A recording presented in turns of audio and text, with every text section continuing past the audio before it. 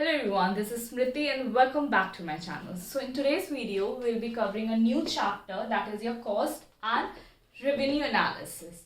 We all know that what is cost and we all know that what is revenue. But in context of what? In context of your production process.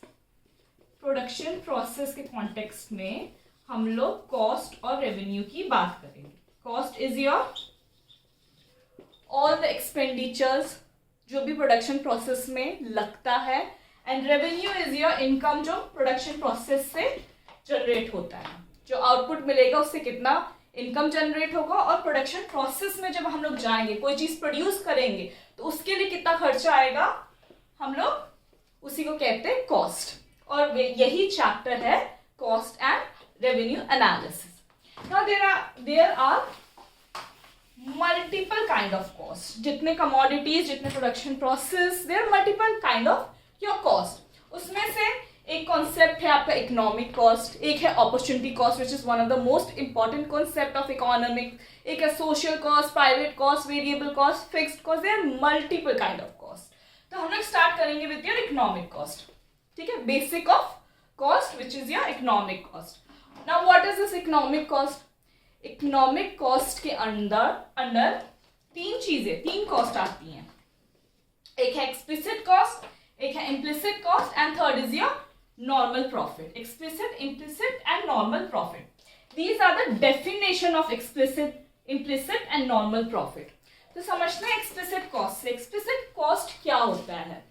Explicit cost वो सारे cost होते हैं जिनके payments हम लोग monetary form में करते हैं. सबसे फर्स्ट पॉइंट, मनी फॉर्म में, मॉनेटरी फॉर्म में जितने भी पेमेंट्स जाते हैं, क्रेडिटर्स, डेटर्स, आपके रॉ मटेरियल को खरीदना है, ठीक है, जितने भी पेमेंट एक बिजनेसमैन करता है, जितने भी ट्रांजैक्शन बिजनेसमैन करता है, medium will be in monetary form. Medium of exchange is in your monetary form. ठीक है, क्योंकि ये मॉनेटरी फॉर्म में किया जाता है.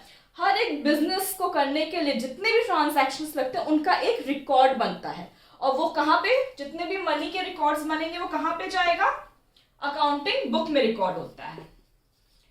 अकाउंटिंग बुक में रिकॉर्ड होता है. क्योंकि ये मॉनेटरी फॉर्म में किया गया होता है एक्सपेंसेस, इसीलिए इसको क्या बोलते हैं? और मनी कॉस्ट भी बोलते हैं. एक्सप्लिसिट कॉस्ट को मनी कॉस्ट भी बोलते हैं.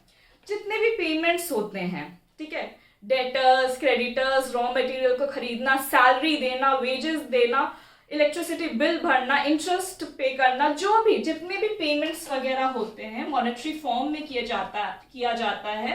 ये रियल पेमेंट्स होते हैं, सारे ट्रांजैक्शंस बिजनेसमैन करता है. इसको रिकॉर्ड करते हैं कहाँ पे? अकाउंटिंग बुक में इसको रिकॉर्ड किया जाता है, इसलिए इसको मनी कॉस्ट भी बोलते हैं. ठीक है, इसको अकाउंटिंग कॉस्ट भी बोलते हैं, अकाउंटिंग कॉस्ट भी बोलते हैं, और साथ में इसको बिजनेस कॉस्ट भी बोलते हैं. बिजनेस कॉस्ट भी बोलते हैं. एक्सप्लिसिट कॉस्ट, ठीक है, एक्सप्लिसिट कॉस्ट को मनी कॉस्ट भी बोलते हैं क्योंकि मॉनेटरी फॉर्म में सारे पेमेंट्स किए जाते हैं. बिजनेस कॉस्ट भी बोलते हैं और अकाउंटिंग बुक में रिकॉर्ड होता है, इसलिए इसको अकाउंटिंग कॉस्ट भी बोलते हैं. तो कंफ्यूज मत होना. एक्सप्लिसिट कॉस्ट को 4 कॉस्ट के नाम से भी जाना जाता है: money cost, business cost, accounting cost and explicit cost. Alright, done with this. Now second is your implicit cost. What is your implicit cost? एक तो हो गया explicit cost, जो भी जितने भी पेमेंट्स होते हैं हमारे मॉनेटरी फॉर्म्स में किए जाते हैं, अकाउंटिंग बुक में रिकॉर्ड होता है जाके, इसीलिए explicit cost. Now what is this implicit cost? Implicit cost is your वो सारे कॉस्ट जो अकाउंटिंग बुक में रिकॉर्ड नहीं होते हैं. तो ऐसे कौन से कॉस्ट होते हैं जो अकाउंटिंग बुक में रिकॉर्ड नहीं होते? No records are kept, no records in accounting book. Cost का कहीं कोई रिकॉर्ड नहीं होता अकाउंटिंग बुक में, या इसके जर्नल्स नहीं बनाए जाते. तो ऐसे कौन से कॉस्ट होता है जो कि पेमेंट्स क्या खर्चे तो कर रहे हैं, कॉस्ट तो आ रहा है, लेकिन अकाउंटिंग बुक में जाके रिकॉर्ड नहीं हो रहा है. ये वो कॉस्ट होते हैं जिसके वैल्यू हम लोग एस्टिमेट करते हैं.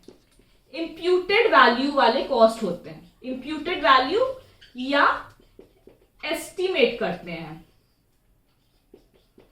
एस्टिमेट करते हैं वैल्यू को. एस्टिमेट करने का मतलब है, इम्प्यूटेड और एस्टिमेट एक ही मतलब होता है. इसका मतलब ये है कि हम लोग सोचते हैं कि आगे जाके कितना कमा के ये हमें दे सकता है, क्योंकि ये इम्प्यूटेड एक एस्टिमेटेड वैल्यू होता है, इसीलिए ये अकाउंटिंग बुक में रिकॉर्ड नहीं होता है। एग्जाम्पल लेते हैं, जैसे फॉर एग्जाम्पल अगर बिजनेसमैन ने कुछ अपने पॉकेट से लगा दिया, जैसे बिजनेसमैन के पास एक लैंड था, उसने खुद का लैंड दे दिया अपने बिजनेस के लिए, ठीक है। अभी वो लैंड वो कितना कमा के आगे दे सकता है, ठीक है, that is the estimated value. अपने स्किल से, अपनी काबिलियत, अपनी कैपेबिलिटी से एक एंटरप्रेन्योर, एक बिजनेसमैन या लेबर आगे चल के लॉन्ग रन में कितना मुनाफा, कितना कमा के दे सकता है, that is your implicit cost, ठीक है। It is an estimated value कि आगे जाके कितना कमा के कोई दे सकता है। अपने काबिलियत से, अपने स्किल से इन्वेस्टमेंट किया, कोई इन्वेस्टमेंट कर दिया, तो लॉन्ग रन में उस इन्वेस्टमेंट का कितना रिटर्न मिल सकता है, एक एस्टिमेटेड वैल्यू है, ठीक है, आकलन कर सकते हैं बस। तो ये रियल फॉर्म में नहीं होता है। लैंड दे दिया, ठीक है, आगे चल के उसमें कितना बिजनेस प्रॉस्पर करेगा, या लैंड जाके आगे कितना उसकी वैल्यू कितनी इंक्रीज होके वो हमें दे सकेगा, तो that is kind of an estimated value. That's why it is not recorded in your accounting book. लेकिन ये भी एक तरीके का कॉस्ट है, ठीक है, इकोनॉमिक कॉस्ट है। Now third is your normal profit. What is this normal profit? हम लोग तो कॉस्ट की बात कर रहे हैं यहाँ पे, कॉन्सेप्ट ऑफ कॉस्ट में, कॉस्ट ऑफ प्रोडक्शन में ये नॉर्मल प्रॉफिट कहाँ से आ गया? प्रॉफिट का तो मतलब कॉस्ट में कैसे आ सकता है? बट अगर बिजनेसमैन को प्रॉफिट ही नहीं हुआ, अगर बिजनेसमैन ये देख रहा है, एंटरप्रेन्योर ये देख रहा है कि इस चीज से नुकसान है, तो वो प्रोडक्शन प्रोसेस में एंटर ही नहीं करेगा, वो बिजनेस चलाएगा ही नहीं। तो इसीलिए profit is a kind of reward for every entrepreneur, every businessman for taking risk, ठीक है। प्रॉफिट एक तरीके का रेम्यूनरेशन है, एक तरीके का रिवॉर्ड है फॉर एवरी एंटरप्रेन्योर।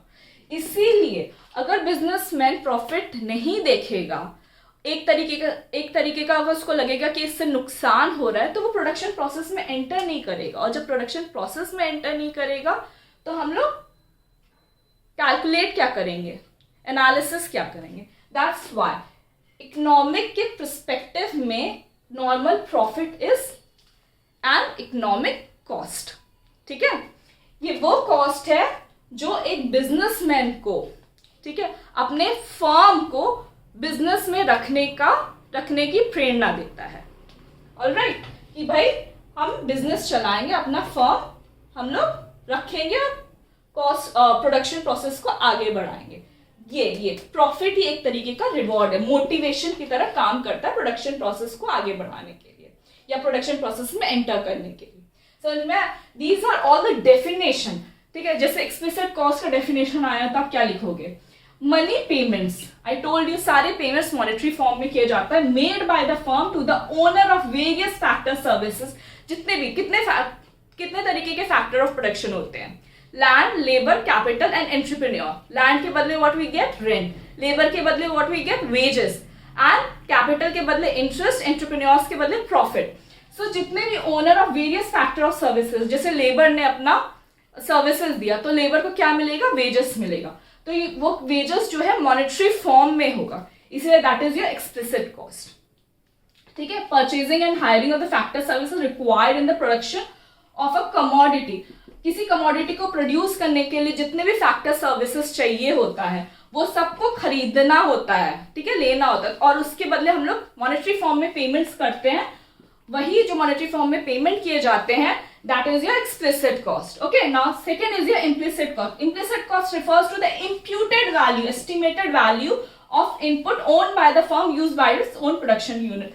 खुद से एंटरप्रेन्योर ने कुछ किया, अपने पॉकेट से, अपने खर्चे से कुछ किया, ये सोच के कि आगे जाके ये इतना में कमा के दे सकता है, that is your implicit cost. अपने काबिलियत से, अपने कैपेबिलिटी से, अपने स्किल से, या इंटरेस्ट इन्वेस्टमेंट कर दिया, इन्वेस्टमेंट लॉन्ग रन में जाके इतना इंटरेस्ट दे सकता है, that will be a imputed value, ठीक है, एक एस्टिमेटेड वैल्यू कि इतना आगे चल के इनकम मिल सकता है, that is your implicit cost. And normal profit is also an implicit cost.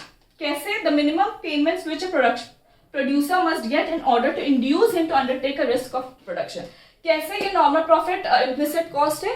क्योंकि इसका भी कोई रिकॉर्ड नहीं रखा जाता है, अकाउंटिंग बुक में कोई रिकॉर्ड नहीं रखा जाता है, ठीक है. It's just a kind of a reward, kind of remuneration, जिससे एक बिजनेसमैन को, एक एंटरप्रेन्योर को प्रेरणा मिलती है कि वो रिस्क उठा सके प्रोडक्शन का, ठीक है, अपने फर्म को बिजनेस में रख सके.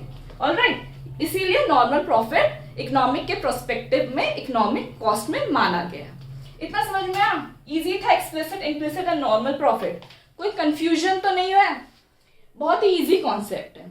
एक्सप्लिसिट कॉस्ट को हम लोग अकाउंटिंग बुक में रिकॉर्ड करते हैं, इम्प्लिसिट एंड नॉर्मल प्रॉफिट को हम लोग अकाउंटिंग बुक में रिकॉर्ड नहीं करते हैं.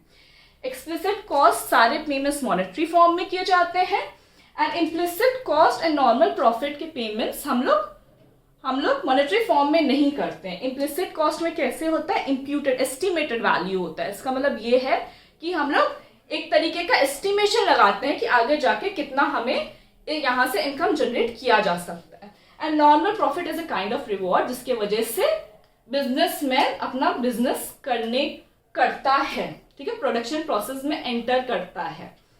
अगर रिवॉर्ड ही नहीं मिलेगा, अगर वो देखेगा कि फायदा ही नहीं है, तो वो काम ही नहीं करेगा, ठीक है.